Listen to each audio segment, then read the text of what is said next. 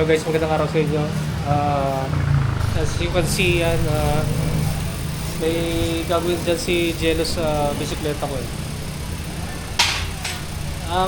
May nangyari kasi, actually matagal na ilang weeks na yan eh. Pero hindi all the time 100% nangyayari.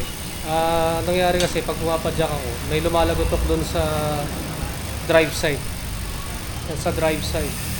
So nakailang trial and error na ako, akala ko pedal. Akala ko sa clits eh. Pag pumapadyak ako sa kanan, eh wala naman alog.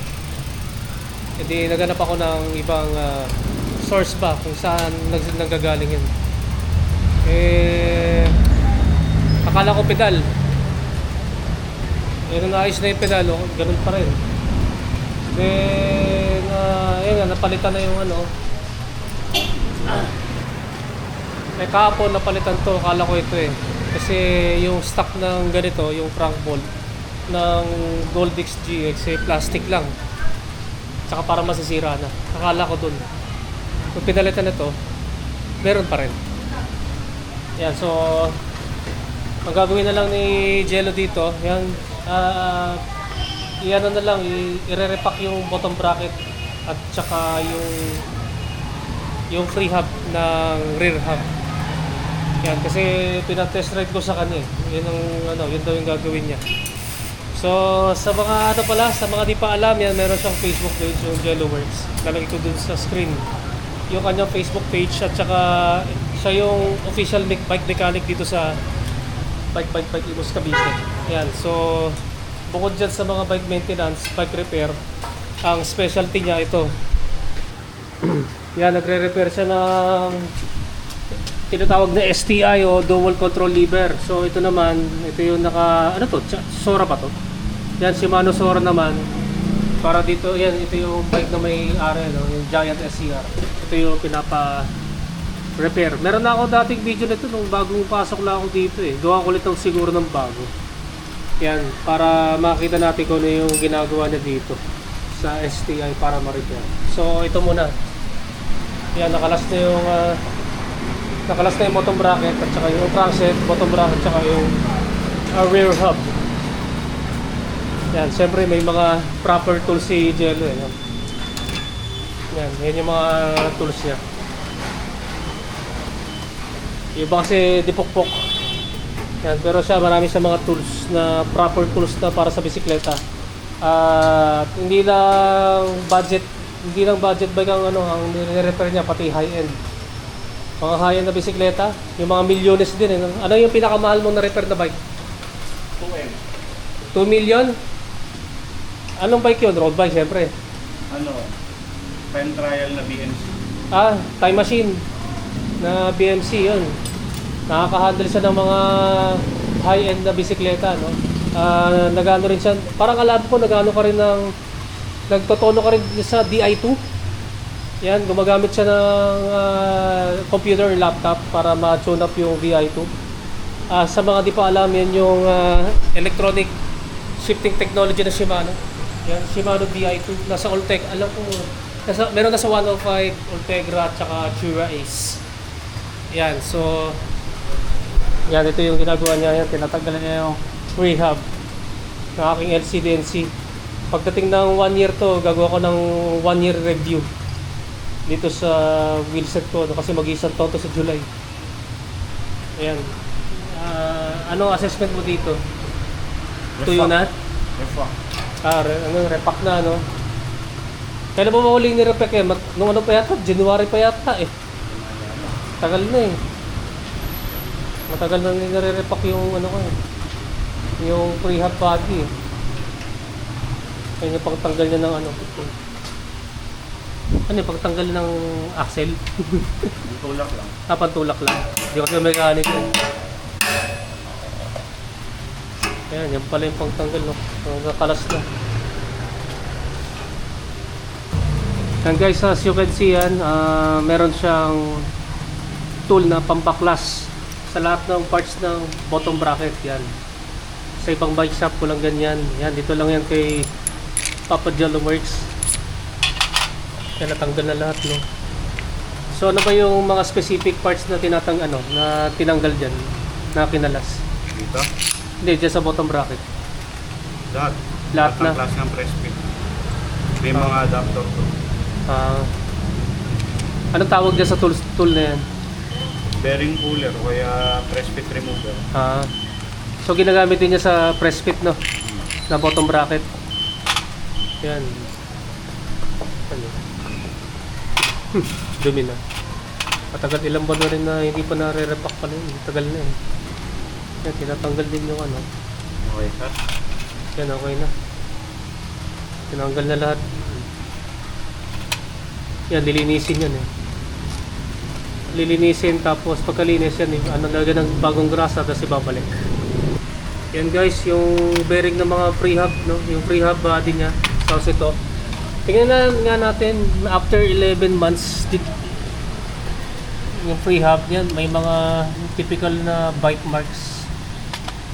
Nanggagaling yan kasi doon sa cassette. Lalo na pag pumapad dyan kasi heavy gearer ako eh. Yan, so yan ang itsura, dumi na. Bearing. Tapos ito yung mga bearing ng freehub. Yung madumi na rin. Ito yung yung pulse niya, 6 pulse lang to eh.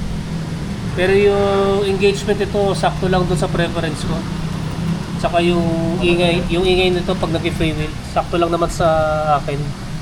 Hindi ko kasi prefer yung katulad ng Speed 1 Sniper at tsaka yung Weapon Animal 150T kasi pag nag-free wheel yun, ang bilis huminto eh. Sayang yung sayang yung momentum. Yan yung pinagtanggalan, no. Yan, tatanggalin yan. Ilalagay dito. So ito na ba lahat yung mga bearing? So yan lahat yung mga bearing, no. Yan, nilinisin na nipapadgel itong mga to. Ayan na guys, nalinis na, no. Yan, pulito-pulito yung pagkalinis yan. Syempre gumamit siya ng compressor. Yan po yung compressor namin. Yan yung compressor namin. Kaya yan, nalinis na pulito-pulito itong mga bearings. Tsaka ito yung freehub, no. Tignan ko ulit yung freehub nito. Yan, mas kitang-kita nung dilinis, no. Okay pa naman yung pulse nitong LD-CNC, no. Yan nga, kita-kita yung bite marks. Yan ang sakit ng aluminum freehub, eh. Yan ang sakit niyan. Kaya maganda para walang bite marks na yata, steel yata kailangan din, eh. Chrome steel eh, no? Yung katulad ng yung Speed 1 yung yung Evo. Version 3. Na Evo. Chrome steel. Kung ayaw nyo naman yung ganito, chrome steel yan sa Speed 1 Soldier Evo version 3. Yan, ito kasi may bite marks. Yan, ito na, no? Then lalagyan ng bearing yan syempre. Ano ba yung nilalagay mo ulit na bearing? Yung grease pala. Lithium tayo kasi tagulan. Ayan, lithium grease kasi Water resistant. water resistant dahil sa tagulan. Kaya kita natin na makulimlim. Kung saan umulan mamaya pag uwi. Hindi ako nakapag-Bermosa kanina kasi umulan. Naambon eh, nananakot eh. Hindi pala umulan. Ayan, yan, kakabit na. Ano mo la? Ayan, nilalagay mo na. Lahat yan. Lalagyan ng lithium bearings. Hindi nga, i-install na doon sa kinetic. Yung kulay blue. Konting ano lang po kung kailangan marami. Konti lang, no? Hindi madumi pag pinaklan. Naalala ko doon sa cold frontis ko eh. Pinapalagi ko ng marami. Ang ginamit kong grease yung binili ko yung high temp. High temp grease sa auto supply. Dati kulay pula. Ayan. So yan. Hintayin natin. Tapos yan na ikabit dito sa kinetic. Yan. Meron siyang tool pala na para may kabit yung seal bearing sa freehub. Naalala ko dun sa bike shop dati sa Las Piñas. Alam ko pinupokpok. Pinupokpok lang. Pagka di ba yan, pokpok. Pag di ba pinupokpok. Ayan. Meron tool, no? Para sa freehub. Yung iba nakapit na, no? Ay, di pa yata. Ano? Ay, pa.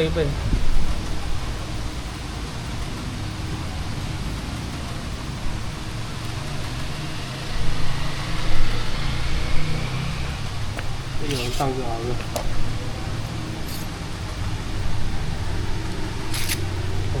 Kabit niya yung mga bearing.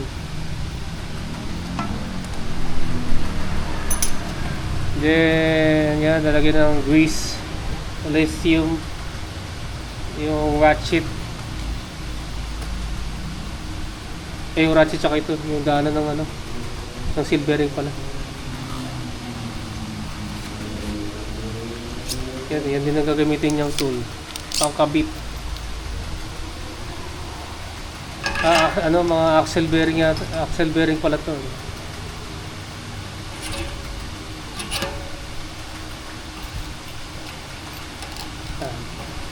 Ipa-press ang fit.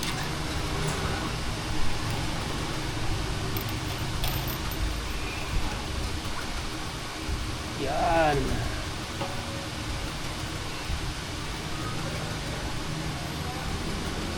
Tinutulak yung mga bearing. Natulog pa.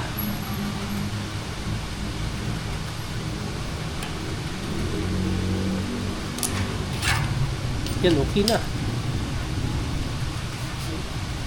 Then, yan. Pabalik na lang yung mga, ano tawag dyan? Dust seal ba tawag dyan? Dust seal.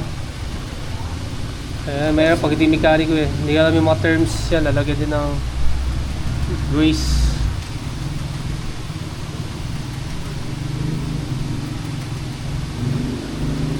Yan, marami din nilalagay na grease. Pati sa poles. Sa poles. Nakakapit din dyan. Yan. So, pag bagong grease yan, mababawasan na yung tunog niyan. At ano daw, kasi pag maingay daw, awareness daw sa ano, dagdag awareness daw sa kalsada. So, mababawasan yung pagka-aware ng mga nasa paligid ko. Kasi medyo medyo mababawasan na yung tunog niyan eh. Kasi bagong grease eh. Yun nakita ko sa Facebook eh. Karamihan ng dahilan nila kung bakit gusto nila sobrang ingay na upstairs niya. Yan eh parang kinatawag din ng busina nila. Pero ako nag-bike to work commute ako dati 2009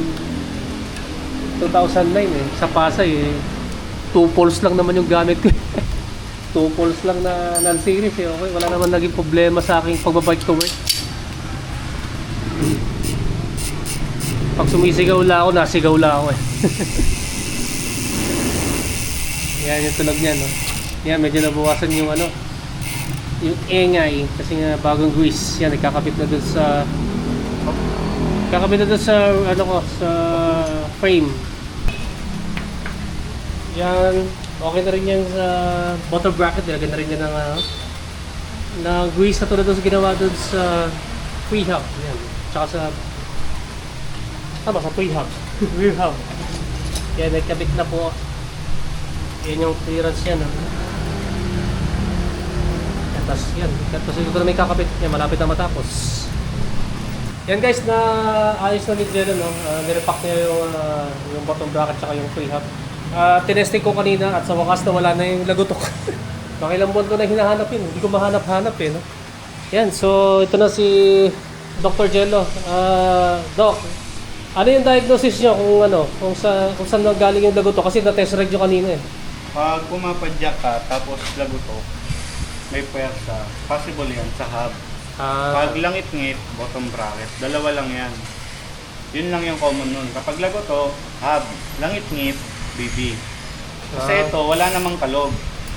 Pag yan kumalog, palit na talaga bearing. Yun lang.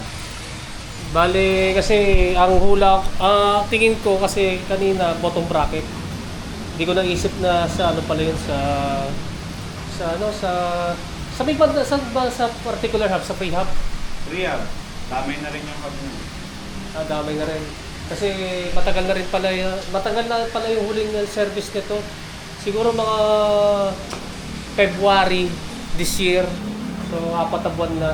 Yan, na-resolve na yung problema ko dito.